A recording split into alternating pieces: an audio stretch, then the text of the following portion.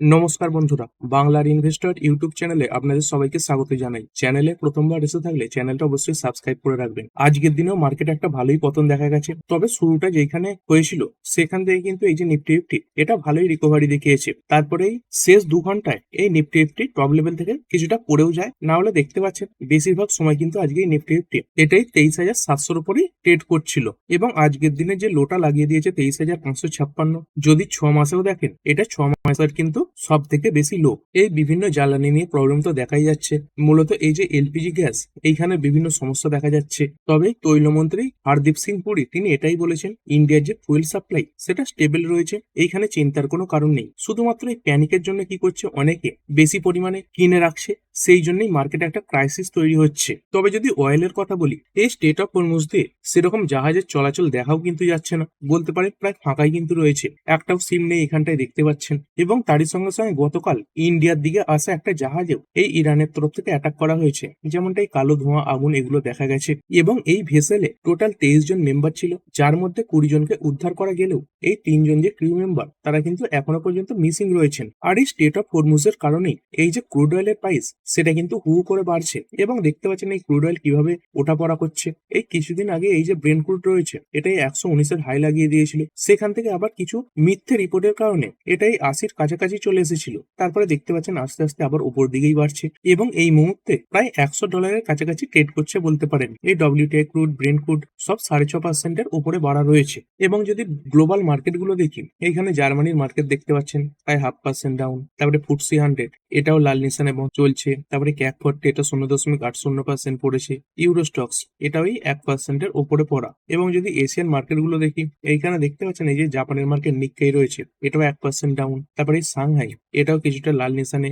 তারপরে এই হ্যাংসাং এটাও লাল এবং এই যে কোসপি এটাও প্রায় 0.5% নিচে রয়েছে। মানে এমনটা নয় যে শুধুমাত্র আমাদের ইন্ডিয়ান মার্কেটই খারাপ পারফর্ম করছে, গ্লোবাল মার্কেটেই এই খারাপ পারফরমেন্স দেখা যাচ্ছে। এমনকি দেখতে পাচ্ছেন যেই ছোটখাটো যুদ্ধ পরিস্থিতিতে এই যে ইসরায়েলের মার্কেট রয়েছে TA-35 এটা পজিটিভে ট্রেড করে, সেটাও কিন্তু আজকের দিনে লাল নিশানে ট্রেড করেছে। তবে আমাদের ইন্ডিয়ান মার্কেট এই যুদ্ধ শুরু হওয়ার আগে এই ট্রেড ডিল, ট্যারিফ ইত্যাদির কারণে এমনিতেই খারাপ পারফর্ম করছিল এবং সেই জন্য এখন মনে হচ্ছে আরো বেশি খারাপ পারফরমেন্স দেখাচ্ছে। আর এই যুদ্ধের পরিস্থিতি কি রয়েছে, এই আমেরিকা তাদের দিক থেকে তো দাবি করছে যে এই যুদ্ধ এটা খুব তাড়াতাড়ি শেষ হয়ে যেতে পারে এবং এদের যে সঙ্গী রয়েছে এই ইসরায়েল এরা কি বলছে, এরা কিন্তু এটাই বলছে যে নো টাইম লিমিট, মানে এই যুদ্ধ যে শেষ হবে খুব তাড়াতাড়ি তার কোনো সম্ভাবনা নেই। যতক্ষণ না এই ইরান হারছে ততক্ষণ তারা এই যে যুদ্ধ সেটা চালিয়েই যাবে। আর এই ইরান তারা কি বলছে, তো এই যুদ্ধ যে এতদিন ধরে চলছে তার মধ্যে এই প্রথম ইরান তাদের দিক থেকে কিছু কন্ডিশন সামনে রেখেছে। দেখতে পাচ্ছেন Iran sets 3 conditions for ending war with US and Israel. আর কে ওই শর্তগুলো সামনে রেখেছে, এইখানে দেখতে পাচ্ছেন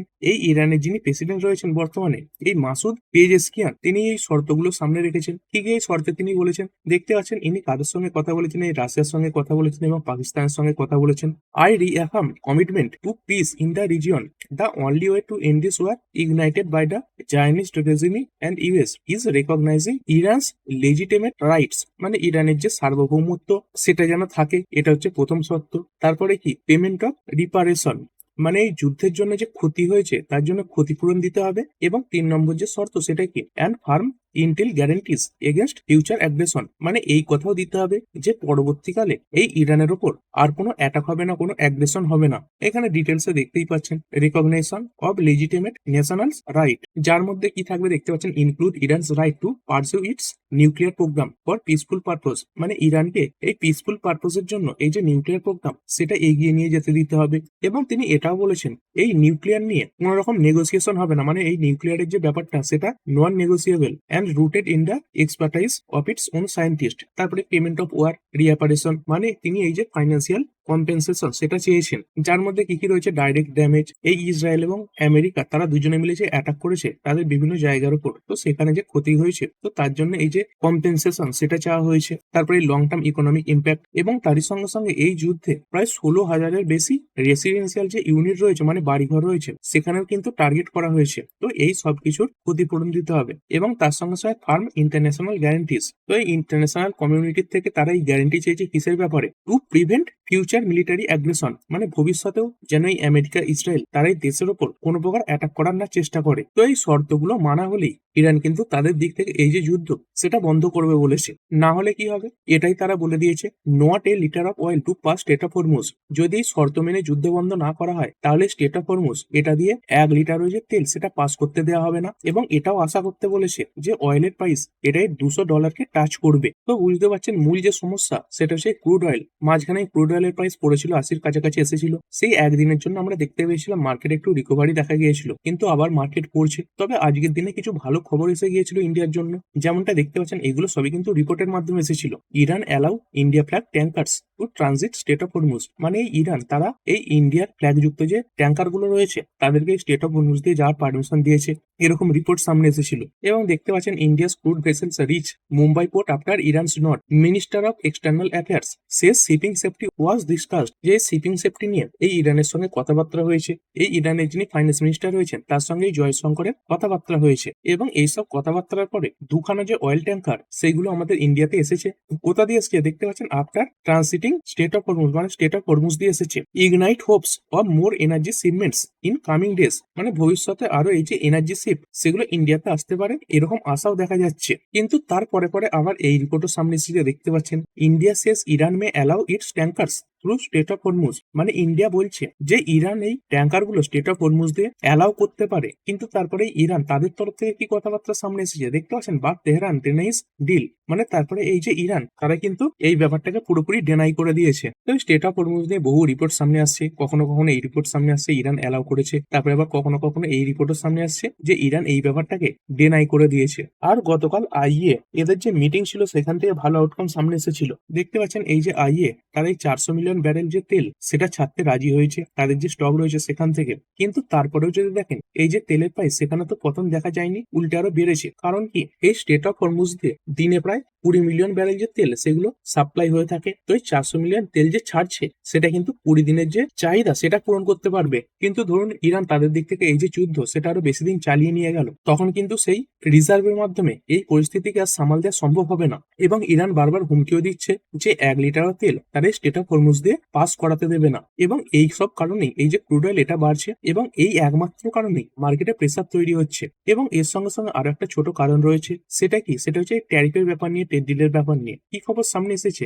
এইখানে দেখতে পাচ্ছেন US revives tariff pressure, launches new trade probe on 16 countries including India and China, মানে নতুন ভাবে আবার এই যে ট্যারিফ নিয়ে তদন্ত সেটাই আমেরিকা বসাতে চলেছে, যার মধ্যে ইন্ডিয়া এবং চায়নারও কিন্তু নাম সামনে এসে গেছে। মানে বুঝতে পারছেন ট্রেড ডিলের পরেও সেরকম বড় স্বস্তি কিন্তু দেখা যাচ্ছে না। আর কি ব্যাপারে তদন্ত হতে চলেছে দেখতে পাচ্ছেন, এই সেকশন 301 আন্ডারে এই যে ইনভেস্টিগেশন সেটা হবে 16খানা দেশের উপরে হবে। কিসের ব্যাপারে, excess manufacturing capacity that Washington says undermines US industrial revival, মানে এই যে দেশগুলো রয়েছে ইন্ডিয়া চায়না এরা কি করছে, এই আমেরিকাতে এক্সপোর্ট করবে বলে এই যে ম্যানুফ্যাকচারিং ক্যাপাসিটি সেটা অনেকটা বাড়িয়ে দিয়েছে এবং অনেক বেশি মাল এই ইন্ডিয়া চায়না এরাই আমেরিকাতে পাঠাচ্ছে, যার জন্য এই আমেরিকার যে ডোমেস্টিক কোম্পানিগুলো সেগুলো ক্ষতিগ্রস্ত হচ্ছে। এবং এই ব্যাপারে একটা তদন্ত কিন্তু হতে চলেছে। এরপর একবার ইন্ডিয়ান মার্কেট দেখে নিয়ে চলুন। বেশিরভাগ ব্রড মার্কেট ইন্ডেক্সেস খারাপ পারফর্মই করেছে। নিফটি 50 এটাতে 1% ডাউন। নেক্সট 50 এটা কিন্তু অতটা খারাপ পারফর্ম করেনি, 0.11% পড়েছে। ব্যাংক এটা 1.14% ডাউন। ফাইন্যান্সিয়াল সার্ভিস এটাও 1% ডাউন হয়েছে। তবে মিড ক্যাপ সিলেক্ট এটা কিন্তু ফ্ল্যাট পারফরমেন্স দেখিয়েছে, 0.01%, এটা লালে বন্ধ হয়েছে। তারপরে 100, 200, 500 0.66 থেকে 0.81% down. Mid cap 50, mid cap 100 0.43%, 0.37% পড়েছে। আর এই স্মল ক্যাপ 100, স্মল ক্যাপ 50 এগুলো দেখতে পাচ্ছেন 0.67% এবং এই 0.86% ডাউন হয়েছে। তবে আজকে আমাদের মার্কেটে যে ভিক্স রয়েছে এখানে খুব বড় মোমেন্টাম কিন্তু দেখা যায়নি, এই 2.81% সবুজে বন্ধ হয়েছে। মানে এই যে ভোল্টিলিটি যেটা এর আগে দেখছিলাম 20% বেড়ে যাচ্ছিল, 20% কমে যাচ্ছিল, সেটা খানিকটা কমেছে। আর ওভারঅল মার্কেট ব্রেথ কেমন, এই 3302 খানা স্টকের মধ্যে 1963 খানা লালে বন্ধ হয়েছে এবং 1237 খানা সবুজে বন্ধ হয়েছে। এখানে দেখতে পাচ্ছেন এই যে কোরা শেয়ারের সংখ্যা সেটা তুলনামূলকভাবে অনেকটাই বেশি। আর বিভিন্ন সেক্টর কেমন পারফর্ম করলো করলো। নিফটি অটো এটা আজকেও খারাপ পারফর্ম করেছে, 3.19% ডাউন। ফাইন্যান্সিয়াল সার্ভিস এটাই 0.25% পড়েছে। এফএমসিজি 1.77% ডাউন হয়েছে। আইটি পড়েছে 0.24%। মিডিয়া, মেটাল এগুলো কিছুটা সবুজে বন্ধ হয়েছে 0.33% এবং 0.35%। ফার্মা, পিএসইউ ব্যাংক এগুলো সব লালেই বন্ধ হয়েছে। প্রাইভেট ব্যাংক পড়েছে 1.60%। রিয়েলটি পড়ে গেছে 1.63%। মানে মিডিয়া, মেটাল এগুলো বাদ দিয়ে সবেতেই কিন্তু প্রায় খারাপ পারফরমেন্সই দেখা গেছে। আর যদি স্টক ওয়াইজ কথা বলি, আজকে আদানি গ্রুপের কিছু কোম্পানি ভালো পারফর্ম করে দিয়েছে, যেমন এই আদানি টোটাল গ্যাস। তো এই গ্যাস নিয়ে বর্তমানে সমস্যা দেখা যাচ্ছে। গতকালও বেড়েছিল, গতকাল 20%-এর আপার সার্কিট লাগিয়েছিল এবং আজকেও ভালো পরিমাণে একটা জাম্প দেখিয়েছে। তারপরে এই আদানি পাওয়ার 7.89% বেড়েছে। তারপরে আদানি এনার্জি সলিউশন এটা বেড়েছে 2%। আর এই আদানি পাওয়ার, আদানি এনার্জি সলিউশন এইগুলো মূলত পাওয়ার সেক্টরে কাজ করে থাকে। তারপরে এই পাওয়ার সেক্টরের আরো কিছু কোম্পানি ভালো পারফর্ম করেছে, যেমন এই এনটিপিসি গ্রিন দেখতে পাচ্ছেন প্রায় 12% বেড়েছে। তারপরে জেএসডব্লিউ এনার্জি এটা 6.35% বাড়া। তারপরে টাটা পাওয়ার এটাও এই 4.20% বেড়েছে। এবং তারই সঙ্গে সঙ্গে দেখতে পাচ্ছেন একসময়ের আলোচিত এই যে স্টকটা, এটাই টপ লেভেল থেকে অনেকটা পড়ে গেলেও আবার কিন্তু ভালো রিকভারি দেখিয়েছে। দেখতে পাচ্ছেন একসময় প্রায় 500-র কাছ থেকে পড়ে গিয়েছিল, তো সেইখান থেকে কিন্তু ভালো পরিমাণে রিকভারি দেখাচ্ছে এবং আজকের দিনে তেজির পরে এই 400-র যে লেভেল সেটা টপকে দিয়েছে। আর গত বছর গরম কম থাকার কারণে এই পাওয়ার সেক্টরের যে কোম্পানিগুলো সেগুলো ভালো পারফরমেন্স দেখাতে পারেনি, কিন্তু এবারে ভালো পারফরমেন্স দেখাবার সম্ভাবনা রয়েছে। কারণটা দেখতেই পাচ্ছেন, এই যে পাওয়ারের ডিমান্ড সেটা অনেকটা বেশি বেড়ে গেছে। আমাদের দেশের বিভিন্ন এলাকাতে এই যে গরম সেটা খুব বেশি পড়ার সম্ভাবনা কিন্তু এই 2026-এ দেখা যাচ্ছে। এমনকি কিছু রিপোর্ট সামনে আসছে যে 2024, 2025 এইগুলোর তুলনায় এবছর এই যে গরম সেটা বাড়বে। আর গরম বাড়লেই কি হবে, এই পাওয়ারের যে কনজাম্পশন সেটা বাড়বে, কারণ এসি চলবে, ফ্রিজ চলবে, তার সঙ্গে সঙ্গে ইন্ডাস্ট্রিয়াল বিভিন্ন যন্ত্রপাতিও এই গরমে বেশি ব্যবহার করা হবে, বিভিন্ন যে কুলিং ডিভাইস সেগুলো ব্যবহার করা হবে। সেই কারণের জন্য এবারে এই যে পাওয়ারের ডিমান্ড সেটা বাড়তে পারে। আর তার কারণেই দেখতে পেয়েছেন আজকের দিনে বিভিন্ন পাওয়ার সেক্টরে কাজ করা কোম্পানিগুলো ভালো পারফরমেন্সই দেখিয়েছে। তারপরে কেপিআর মিল 7.93% বেড়েছে। সিএড লিমিটেড এটাই টায়ার সেক্টরের কাজ করা কোম্পানি, 8%-এর উপরে বেড়েছে। আর যদি পড়া শেয়ারগুলোর ব্যাপারে কথা বলি, কিছু শেয়ার খারাপ পারফর্মও করেছে, যেমন এই পিরামল ফার্মা এটা 6.38% ডাউন। তারপরে ইন্ডাসইন্ড ব্যাংক এটা 5.5% ডাউন হয়েছে। তারপরে চোলামন্তলম এটাও 5% পড়া। তারপরে এই অ্যাম্বার এন্টারপ্রাইজেস এটা পড়েছে 5%-এর উপরে। তারপরে অ্যাপেলো টায়ার্স এটা 3.60% ডাউন। অ্যাস্ট্রালও পড়েছে 3.80%। তারপরে ডাটা প্যাটার্ন, তেজাস নেটওয়ার্কস এইগুলোতে ভালো ভালো পতন দেখা গেছে। আর ভিডিও শেষে একবার নিফটি ফিফটি দেখে নেবো। এখানে নিফটি ফিফটির মধ্যে দেখতে পাচ্ছেন আজকে মাত্র 10টা কোম্পানি সবুজে বন্ধ হয়েছে এবং সেখানে পড়া শেয়ারের সংখ্যা 40খানা। তো একখানা বাড়া শেয়ারের সামনে 4খানা পড়া শেয়ার রয়েছে এই ইন্ডেক্সে। আর এই নিফটি ফিফটির মধ্যে কোনগুলো ভালো এবং খারাপ পারফর্ম করলো, এইখানে যে ভালো পারফর্ম করেছে দেখতে পাচ্ছেন টপ যে 3খানা রয়েছে সেগুলোই পাওয়ার সেক্টর থেকেই বিলং করছে। এই কোল ইন্ডিয়া কয়লা সংক্রান্ত কাজ 5.20% বেড়েছে। এনটিপিসি বেড়েছে 2.91%। তারপরে পাওয়ার গ্রিড এটা ওই পাওয়ার রিলেটেড কোম্পানি 2.25% বেড়েছে। তারপরে টেক মাহিন্দ্রা এটা 1.49% এবং এই জিও ফাইন্যান্স এটা 1.31% বেড়েছে। আর পড়া শেয়ার কোনগুলো রয়েছে, মাহিন্দ্রা 4.39% ডাউন। আইচার মোটর পড়েছে 3.92%। মারুতি পড়ে গেছে 3.72%। তারপরে বাজাজ ফাইন্যান্স 3.44% এবং টাটা মোটরস প্যাসেঞ্জার ভেহিকেল এটাই 3.30% পড়েছে। তো এই যুদ্ধের পরে দেখতে পাচ্ছেন মূলত এই অটো কোম্পানিগুলোতে বেশি প্রেসার দেখা যাচ্ছে। যেমনটা এখানে দেখতে পাচ্ছেন টপ যে 5খানা কোম্পানি পড়েছে তার মধ্যে এই 4খানা company Mahindra, Eicher motor, Maruti, Tata motors passenger vehicle এইগুলো কিন্তু সবই অটো সেক্টর থেকে বিলং করছে। এবং সব সেক্টরের তুলনায় আজকে কিন্তু অটো সেক্টরের যে পতন সেটা সব থেকে বেশি হয়েছে। তো ঠিক আছে বন্ধুরা, এই ভিডিওটা এখানেই শেষ করছি। পরের ভিডিওতে আরো কিছু নিউজ কভার করা হবে। তো ঠিক আছে বন্ধুরা, আশা করছি ভিডিওটা আপনাদের ভালো লেগেছে। আপনি চাইলে এটাকে লাইক এবং শেয়ার করতে পারেন। আর শেয়ার মার্কেট সংক্রান্ত ডেইলি নিউজ আপডেট পেতে চ্যানেলটা সাবস্ক্রাইব করে রাখবেন এবং পাশে থাকা বেল আইকনটি টিপে অল অবশ্যই সিলেক্ট করে রাখবেন, যাতে পরবর্তী ভিডিওর নোটিফিকেশন আপনার কাছে সময় মতো পৌঁছে যায়। আর হ্যাঁ, ভিডিওটি শুধুমাত্র ইনফরমেশন এবং এডুকেশনাল পারপাসের জন্য বানানো হয়েছে। আমি সেবি রেজিস্টার্ড নই, তাই কোনো প্রকার শেয়ারে কোনো প্রকার বাই, সেল, হোল্ড বা অ্যাভারেজ করার কোনো সিদ্ধান্ত নেওয়ার আগে আপনার যে ফাইন্যান্সিয়াল অ্যাডভাইজার আছে তার সঙ্গে অবশ্যই আলোচনা করবেন। দেখা হচ্ছে পরের ভিডিওতে। ধন্যবাদ।